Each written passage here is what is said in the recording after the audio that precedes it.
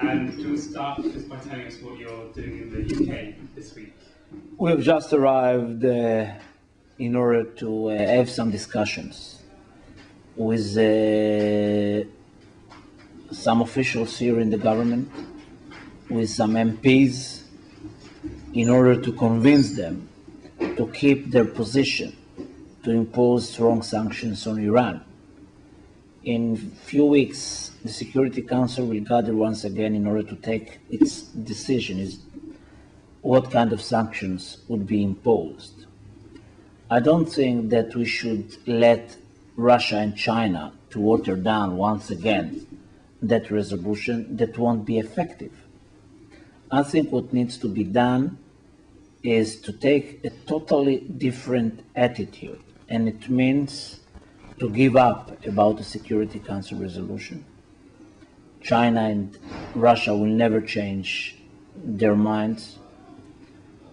The total trade that Iran has with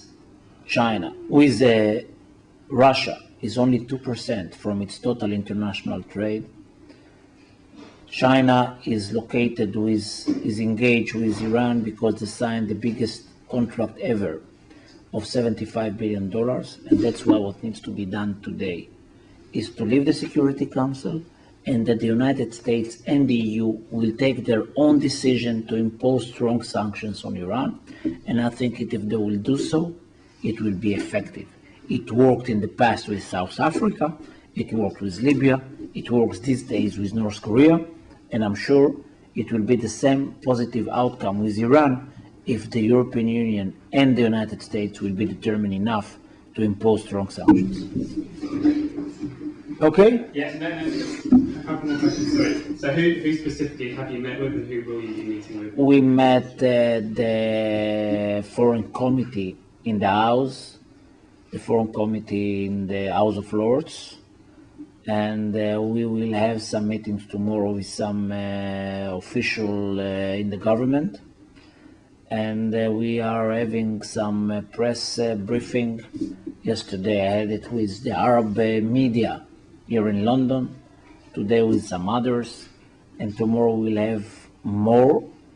We gave a lecture in Rusi, and there is a very big and tight schedule, but we are going to stay here only for a few days.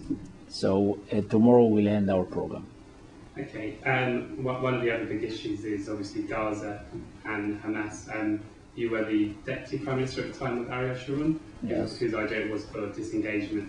So do you think this is the vision he had when he suggested pulling out of Gaza?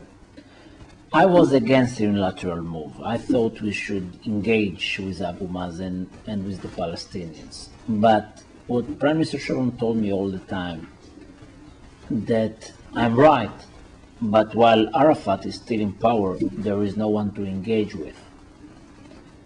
I think he was right with Arafat, but when Abu Mazen came to power in January 2005, 7 months before the withdrawal, we should try then to do it differently. Unfortunately, we didn't. We withdrew unilaterally, and they accepted it as an Israeli weakness. The same happened with Lebanon. While we take the move to withdraw unilaterally from Lebanon and from Gaza, we thought that there are moves toward peace. In the eyes of the Hezbollah, of the Hamas, they saw it as an Israeli weakness. And I think that we think differently than they think. We think in a Western way of thinking, and they think in a totally different way of thinking. So after the withdrawal, while they are launching so many rockets, so many missiles toward Israel, I think the time has come to take an action. And I think that if we will invade to Gaza, we might stop them from firing missiles and rockets toward Israel, exactly like happened with the Hezbollah. The Hezbollah abducted 2 Israeli soldiers.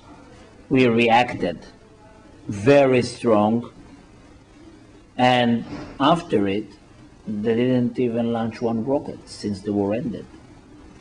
it might be the same with the Hamas.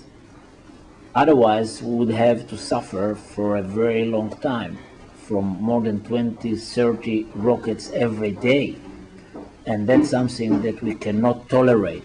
I don't think that any other country in the world would tolerate such kind of a situation. The people of Israel are asking us to solve it. And I ask the government to do it. And I'm sure finally that they will take the right decision. Okay. Do you think the next big conflict would be with Hamas and over Iran or Hezbollah? The next conflict will be with Iran because we are trying to prevent them from acquiring a nuclear weapon. And I think it's very important that we will do so. And we will succeed. For many, many years, most of the world believed that terrorism in Iran are Israel's problem only.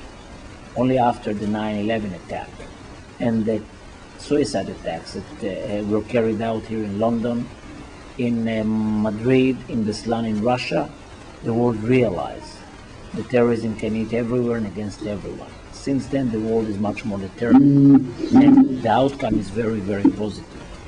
I think that it will be the same if we will do it with Iran. Iran recently developing new missiles with much longer range that will include within that range all the capitals of Europe, including London, Paris, Berlin, Madrid, and Rome, even the southern part of Russia. That range is much beyond the range of Israel. That means that they are not intent to hit only Israel, but they would like to have the power to blow up the entire world.